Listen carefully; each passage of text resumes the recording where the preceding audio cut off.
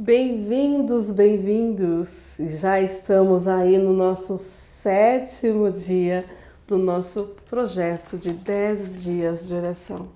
Você tem lido, meditado nessas palavras? Famílias fiéis até o fim. Cristo está voltando, nós sabemos que resta pouco tempo. E por isso, que você aprecie esse momento juntamente com a sua família, aproveitando para estar orando esse dia, para que Deus coloque em seu lar o desejo de tê-lo em primeiro lugar. Para falar sobre o nosso primeiro tema de hoje, pastor Josanã Alves, seja bem-vindo. Mais uma vez, vamos abrir a Bíblia. Esse é o nosso grande objetivo, falar com Deus através da sua palavra. Eu quero convidá-lo a abrir a Bíblia em 1 Reis, capítulo 17, e vamos ler a partir do verso 8. 1 Reis, capítulo 17, a partir do verso 8. Como estamos fazendo em todos os momentos, precisamos começar pedindo a sabedoria ao Deus que inspirou sua palavra através da oração. Feche seus olhos, vamos falar com Deus. Querido Pai, mais uma vez, Santo Deus, vamos estudar a Tua palavra e te agradecemos por isso. É um privilégio para o ser humano, limitado, mortal, pecador, poder ter acesso à palavra de Deus. Nós te agradecemos por esse privilégio, mas também te pedimos, Santo Deus, que esteja conosco, que fale ao nosso coração. Isso te pedimos em nome de Jesus. Amém. 1 Reis 17, a partir do verso 8, diz assim: Então veio a palavra do Senhor a Elias, dizendo: Levanta-te e vai para Serepta, que pertence a Sidom, e demora-te ali, onde ordenei a uma mulher viúva que te dê comida. Então ele se levantou e se foi a Serepta. Chegando à porta da cidade, estava ali uma mulher viúva apanhando lenha. Ele a chamou e lhe disse: Traze-me, peço-te, uma vasilha de água para eu beber. Indo ela a buscá-la, ele a chamou e lhe disse: Traze-me também um bocado de pão na tua mão. Porém, ela respondeu: Tão certo como vive o Senhor teu Deus, nada tenho cozido. Há somente um punhado de farinha numa panela e um pouco de azeite numa botija. E veis aqui, apanhei 2 cavacos e vou preparar este resto de comida para mim e para o meu filho. Comê-lo-emos e morreremos. Elias então lhe disse: Não tenha medo. Vai, faze o que disseste, mas primeiro faze dele para mim um bolo pequeno e traze-me aqui fora. Depois farás para ti mesmo e para o teu filho.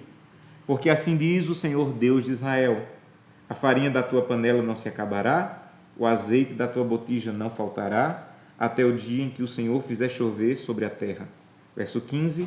Foi ela e fez segundo a palavra de Elias. Assim comeram ele, ela e a sua casa muitos dias.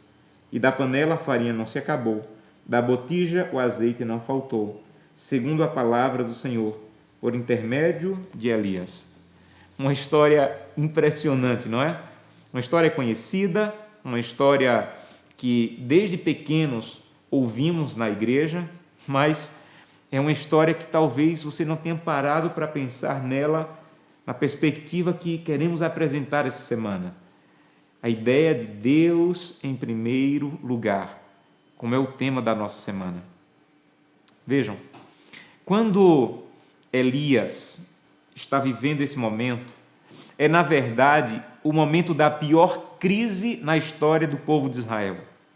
Desde o momento em que os reinos norte e sul foram divididos, lá com o neto de Davi, esse é o momento de maior crise. Um rei chamado Acabe, casado com uma rainha chamada Jezabel, está governando o povo de Israel e levou o povo de Deus à idolatria, levou o povo de Deus à distância. E Deus, para resolver crises, Ele levanta homens. Nunca esqueça disso. Me mostre uma crise na Bíblia e eu vou lhe mostrar a solução de Deus. A solução de Deus sempre é homens e mulheres consagrados para enfrentar essas crises. Você lembra da história, por exemplo, de Golias? O povo está com medo diante do gigante, Deus não levanta um exército, Deus levanta um homem, Davi.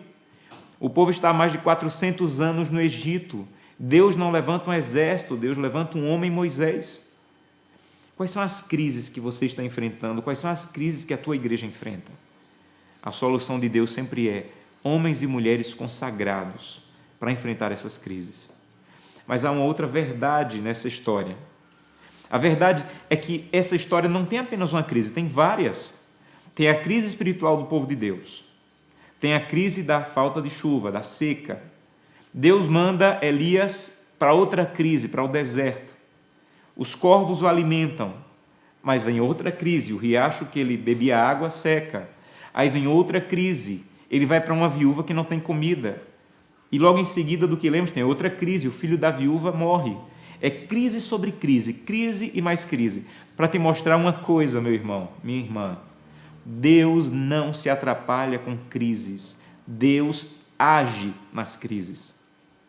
Quais são as tuas crises? Você tem um Deus poderoso para enfrentar, agir e resolver. Mas algumas vezes, Deus permite que as crises cheguem, porque nós somos propensos como seres humanos a olhar muito para o balde das bênçãos. E às vezes Deus permite que o balde seque um pouquinho para a gente tirar os olhos do balde e começar a colocar os olhos na fonte. Nós estamos vivendo um momento em nosso país de uma crise sem precedentes. Uma crise política, uma crise econômica, uma crise moral. Eu imagino que de alguma maneira essa crise te atingiu. Alguns perderam emprego, milhares estão desempregados, a renda de muitos diminuiu. E sabe por que Deus permite as crises? Para que você não fique só olhando para o balde.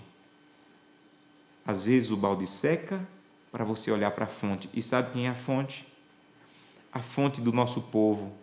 Não é uma moeda forte, não é um dólar baixo. A fonte do nosso povo é o Deus de Israel. Essa é a tua fonte.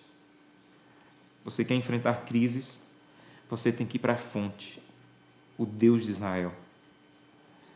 Há uma coisa muito impressionante para mim nessa história. Deus havia dito a Elias: vai, porque eu preparei uma viúva, uma mulher que vai te alimentar. E ele foi. Quando ele chegou na porta da cidade, viu uma viúva, uma mulher, e resolveu pedir comida a ela. E ela disse: eu não tenho. E ela estava falando a verdade. E ela acrescentou: o que eu tenho só dá para comer hoje, e depois eu e o meu filho vamos morrer. Há uma coisa aqui, veja, Deus poderia ter enviado Elias para qualquer pessoa, mas Deus enviou Elias para uma mulher que está vivendo o pior momento da sua crise. Pensa comigo, se Elias tivesse ido para a casa da viúva 15 dias antes, ele teria dito assim: eu tenho um pouquinho de comida, mas ainda dá para 15 dias. Ela teria dito: eu tenho comida, mas dá para 15 dias, vamos dividir. Se Elias tivesse ido para a casa da viúva uma semana antes, ela diria: eu só tenho comida para mais uma semana, mas ainda dá para dividir. Mas sabe quando Elias foi enviado para a casa da viúva? No pior momento da crise dela. No momento em que ela disse: eu vou comer com meu filho e vou morrer. No pior momento da crise, Deus sempre envia os seus servos para dizer: confie no Senhor. No pior momento da crise daquela mulher, Elias não levou uma cesta básica. Elias não levou uma comida no bolso. Sabe o que Elias levou? Verso 13. Elias disse para ela: eu sei que você só tem comida para mais um dia, mas faça o seguinte: faça e traga primeiro para mim. Elias, naquele momento, representava Deus. O que ele estava dizendo, na verdade, para a viúva era: a solução para a crise não é guardar, não é estocar e não é ser infiel. Ele estava dizendo: a solução da crise é confiar na providência de Deus, confiar no cuidado de Deus. Eu fui pastor em uma cidade e era o meu primeiro distrito, e quando eu cheguei na igreja querendo saber como ser pastor, era muito novo, eu fui recebido por uma irmã muito querida e ela disse: pastor, aqui na cidade nós não temos hotel, não temos pousada, o pastor fica hospedado na minha casa. E quando eu cheguei na casa da irmã, uma casa bonita, ela me disse: pastor, eu vou gostar do Senhor, com o tempo eu vou aprender a gostar do Senhor, mas por favor não me peça para deixar de gostar do pastor anterior, o pastor Cid.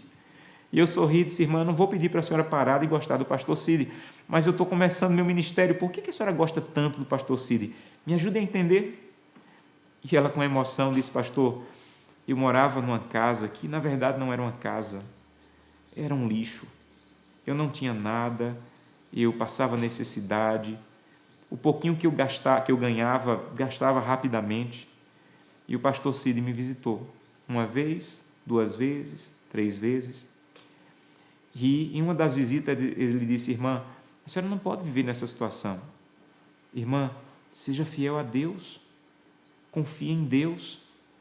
E ela disse: pastor, eu fiquei com tanta raiva do pastor. Porque eu achava que ele ia levar uma cesta básica para mim. Sabe o que ele foi levar? O pastor foi dizer que eu deveria ser fiel. E eu não acreditei, porque eu tinha tão pouco, ele ainda queria que eu fosse fiel num pouco. E o pastor disse: irmã, não fique magoado comigo, eu sou seu pastor e eu tenho que lhe avisar. Deus quer lhe ajudar a enfrentar essa crise, mas confie nele. E ele disse: irmã, pior do que está, não vai ficar se a senhora confiar em Deus. E ela disse que guardou aquilo no coração. Pior do que está, não é possível. E ela disse: pastor, eu comecei a ser fiel a Deus. Não porque esperava alguma coisa em troca, não porque esperava que Deus me devolvesse, mas porque eu queria apresentar a minha fidelidade a Deus como reconhecimento de que Ele era o meu Deus. E eu comecei a ser fiel no pouquinho que eu tinha. E alguns meses depois, ela disse: eu recebi um telegrama, o meu esposo, ele faleceu em um outro estado, em uma empresa em que ele trabalhava, e no telegrama dizia que eu iria receber uma pensão e um valor que eu tinha direito pela morte do esposo, e foi com esse valor que eu comprei essa casa. Por isso eu amo tanto o pastor, porque ele teve coragem de olhar nos meus olhos e dizer: seja fiel, traga primeiro ao Senhor. Sabem, nós temos vários objetivos nessa semana, mas um dos principais é convidá-la a colocar Deus em primeiro lugar na tua vida. É convidá-la a começar o dia na presença de Deus. Não saia de casa, não vá para um mundo mau e violento, sem estar batizado pela presença do Espírito. Primeiro Deus ao começar o dia. Não deixe a tua família sair de casa sem um culto familiar. Primeiro Deus na tua família. Não deixe de ser fiel a Deus com as primícias. Primeiro Deus nos teus recursos. E assim você vai enfrentar crises. E você vai saber como resolver as crises por Deus agir em tua vida. Mas há uma outra lição nessa história que também me chama a atenção.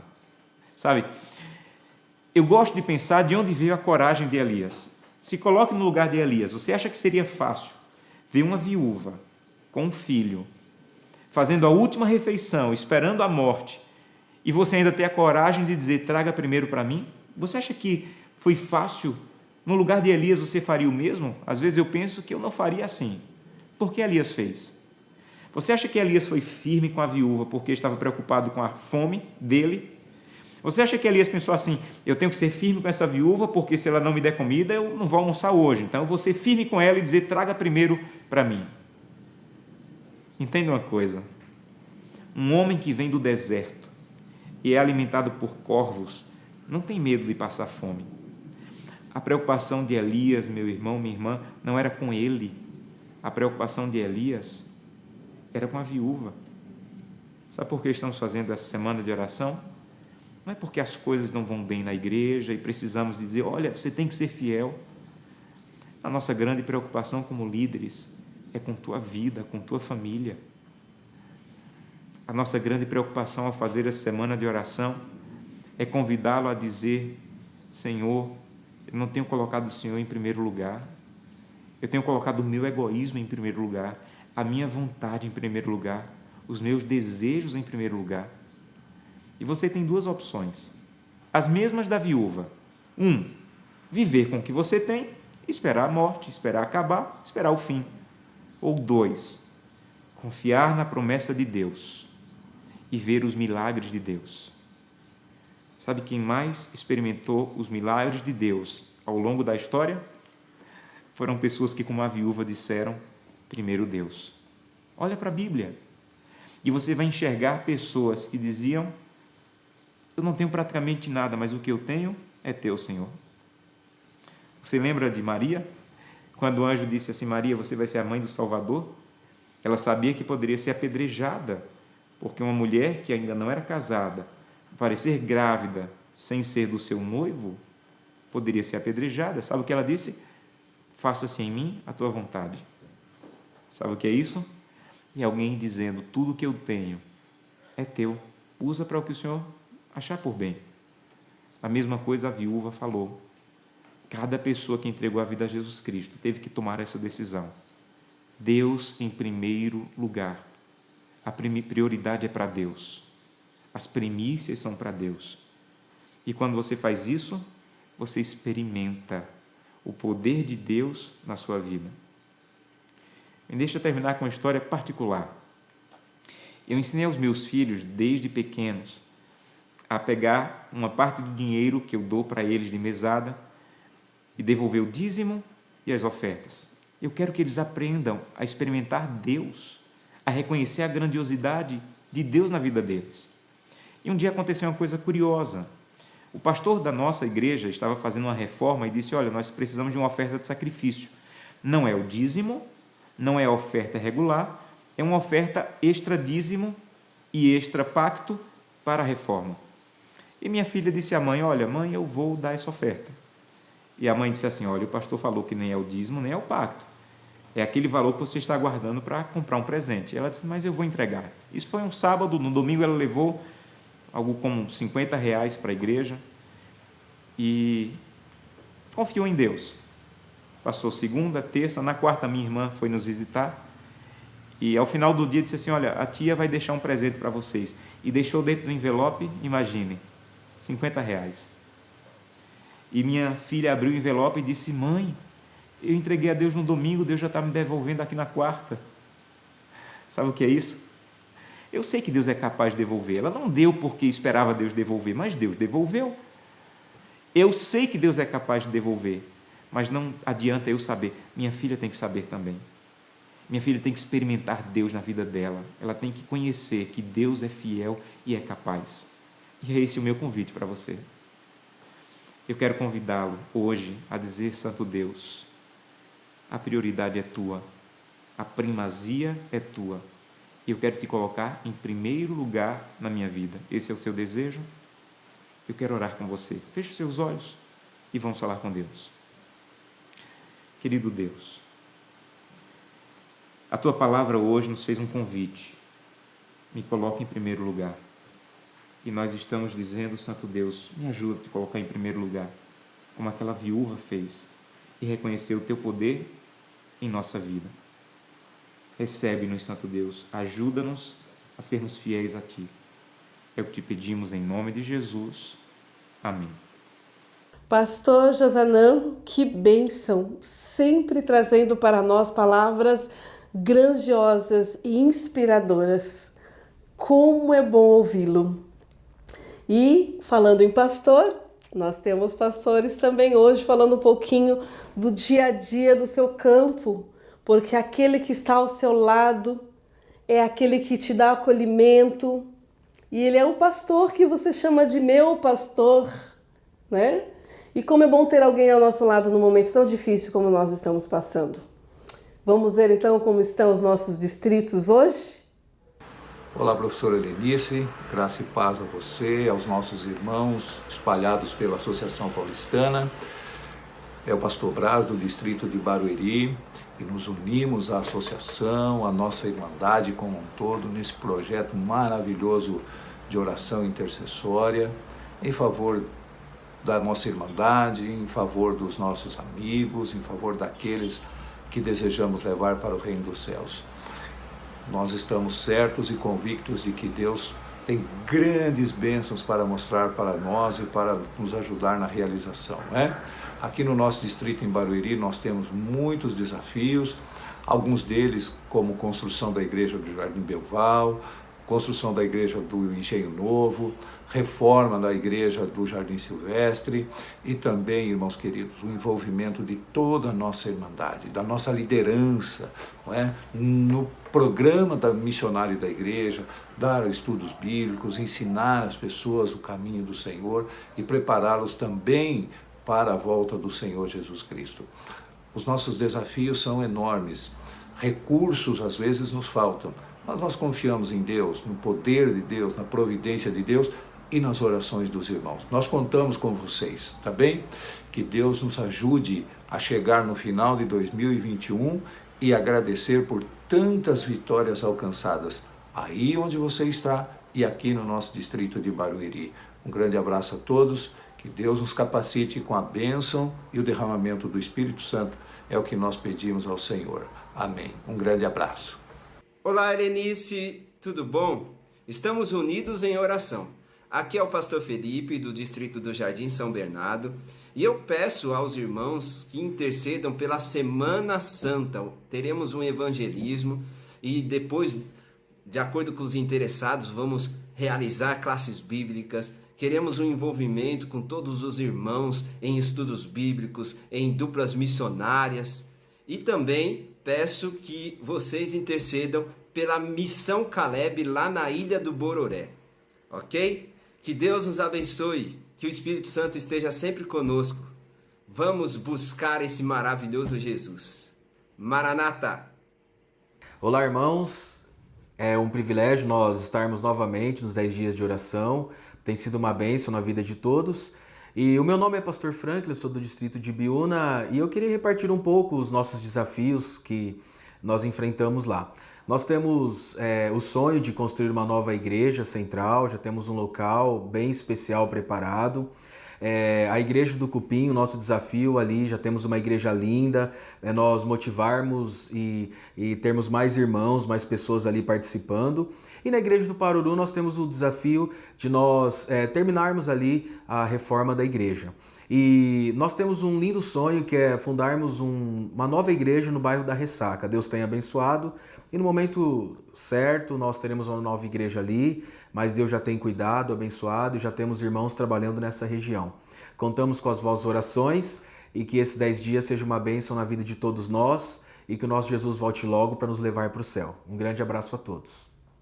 Amém, amém. Pastor Benedito Braz, Pastor Felipe, Pastor Franklin, com certeza o Senhor já está com a sua mão poderosa agindo nesses campos. E não somente nessas igrejas, mas em muitas outras, nossos pastores têm feito o seu melhor para Cristo. E em se falarem melhor para Cristo, hoje nós vamos receber o pastor Enildo para orar conosco, falando do nosso tema de hoje, que é investimento seguro para a família. Sabe, nossos filhos são nossos melhores e maiores tesouros. E para orar e interceder por nós, pastor Enildo, seja bem-vindo e que Deus te abençoe. Olá, querido amigo, olá, prezada família, tudo bem? Bem-vindo a esse programa maravilhoso, 10 dias de oração e 10 dias de jejum.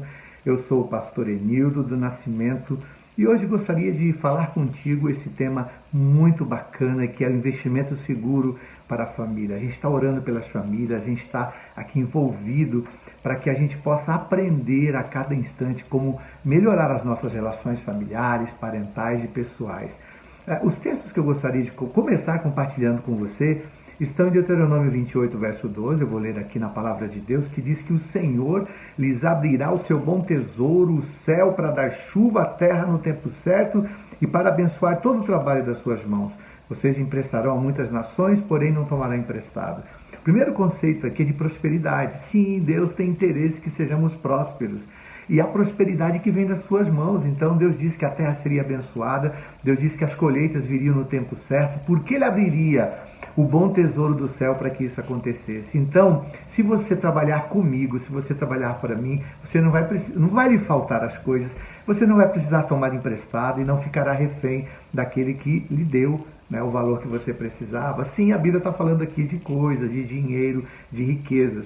Em Provérbios 22, 7 diz que o rico domina sobre o pobre, fala de novo sobre o empréstimo, que quem empresta é servo, o que pede emprestado é servo de quem empresta. E Eclesiastes 10, 18 reforça que por causa da preguiça o teto desaba e por causa dos braços cruzados a casa tem goteiras. Ou seja, se você pegar os dois primeiros textos, está dizendo que você vai ter aquela condição de não ter e ficar refém de quem tem, porque você não trabalhou, porque não houve um planejamento, porque não houve um incentivo para que você fosse a ação, fizesse as coisas e não ficasse de braços cruzados esperando que as bênçãos caiam do céu. Deus manda muita coisa para nós, mas Ele faz as coisas em parceria com a gente. Então ensine os seus filhos, ensine as crianças desde cedo. Se Provérbios 22:6 diz, ensina a criança o caminho que deve andar, o verso 7 de Provérbios 22 é um dos textos que a gente leu. Ensine-o também a trabalhar, ensine-o a ganhar as coisas pelo próprio trabalho, pelo próprio suor, pelo próprio desempenho. Este é o investimento mais seguro. Se lhe perguntassem que investimento você faria para que a sua família tivesse futuro garantido? Nos filhos, invista nos filhos. Mas que tipo de investimento nos filhos? Ensinando-os a fazerem planejamento, ensinando-os a economizar, fazendo-os reconhecer que Deus é soberano, que dele é todas as coisas e que a gente é mordomo, administrador, ensinando-os a eliminar hábitos extravagantes, dando exemplo, porque não adianta você falar isso para o filho e você fazer o contrário. Como, por exemplo, vai comprar uma coisa, faça a pergunta, eu preciso, tenho essa necessidade, senão não compre. Elimine aquilo que é excesso. Ensine o seu filho a amar as pessoas mais do que as coisas. E aprenda e ensina a economizar. E ensine os valores, né? Valores éticos, valores religiosos, valores sociais, mas o valor também do dinheiro. Se o teu filho nunca sabe o quanto você ganha, ele sempre vai achar que você ganha mais do que ganha. Então fale para ele, faça as contas, faça um planejamento. Nós, por natureza, nós não somos ensinados desde pequenos a sermos planejados, a fazermos planos. Mas você pode, através deste momento, você pode, antes que seja tarde demais, né, aprender e ensinar o seu filho, a sua criança. Não é pecado ter dinheiro, o pecado é você ser refém dele. Não é pecado ser rico, pecado é você amar a riqueza. Deus quer que você seja próspero, sua casa, sua família e seus filhos. O meu desejo é que isso aconteça na sua vida. O meu desejo é que nesses dias de oração, que você não tenha medo de pedir, você possa pedir, Senhor, eu preciso prosperar. Senhor, eu preciso ter o básico e o mínimo, mas se pudesse me dar um pouco mais, eu faria isso daqui, eu faria melhor por sua causa. Claro, essa oração ela tem que ser sincera. E sabe por que às vezes Deus não te deu o que você queria? Porque você não sabe administrar nem o que você tem. Sabe por que Deus ainda não deu aquela prosperidade que você queria? Porque Ele não quer te perder, Ele quer te salvar. O meu desejo é que a gente invista então no seguro do céu, nas mansões celestiais. Quero orar por você, por sua família, pelos amigos, 5 amigos que você foi convidado a orar. Então, por favor, feche os seus olhos. Senhor nosso Deus, abençoe esses queridos, essa família, essa pessoa, esses amigos que nos ouvem e nos assistem. Abençoa, Senhor Deus, aqueles que são o nosso objeto de oração, os amigos de oração. Abençoe, Senhor Deus, os filhos, a casa. Abençoe, Senhor Deus, essa família que está passando por dificuldade, tem dívidas. E neste momento tão difícil, que eles possam ver janelas abertas, portas abertas, luz apontada do céu para resolverem seus problemas, Senhor Deus. Que haja vontade de trabalhar, que haja inteligência para o trabalho e que haja prosperidade no lar desses teus filhos, para que eles possam te amar e te servir mais e melhor. É o que nós te pedimos e agradecemos por Jesus. Amém.